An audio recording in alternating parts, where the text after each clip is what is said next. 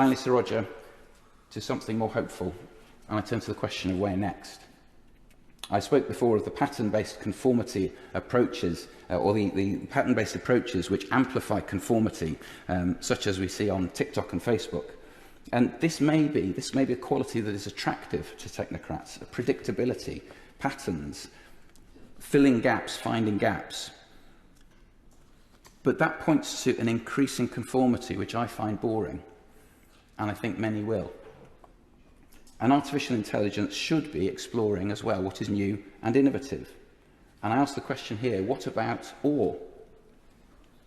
Awe as the experience, the reaction of our mind when seeing or realizing something genuinely new that does not conform to past patterns. A genuinely intelligent system would regularly be creating a sense of awe and wonder as we experience new things. Contrast the joy when we find a new film that we've not seen before, a type we've not known before. It covers the pages of the newspapers, it dominates the conversation with our friends, it's something which brings life to our souls even. Contrast that with being fed another version of the same old thing that you've got used to, as some music apps might be prone to do.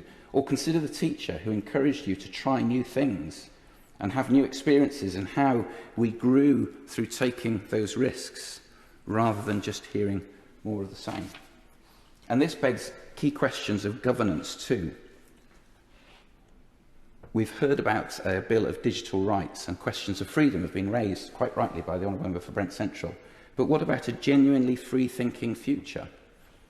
And what would AI bring to politics itself? We must address that question too here in this place.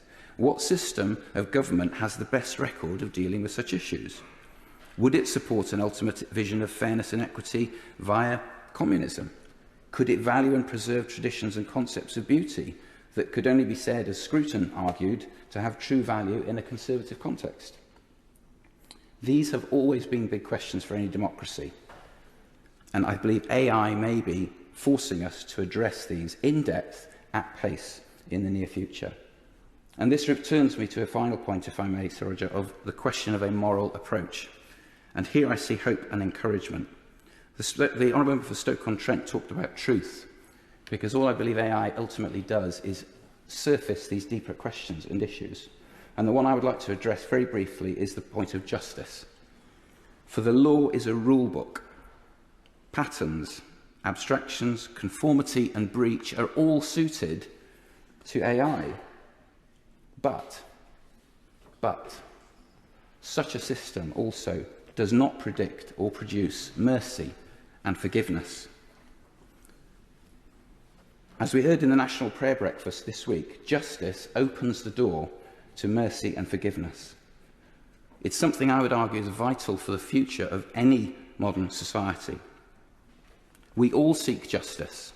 We hear it often in this House, but really, I would suggest what we seek is what lies beyond: mercy and forgiveness. Likewise, as ever, when we talk about technology, it is often not the technology itself, but what lies beyond it that is our aim. And I'm encouraged then, Sir Roger, just in closing, that there will always be a place for humanity and these qualities, these human qualities in our future. Indeed, I would argue they're essential foundations for the future that lies ahead. Thank you.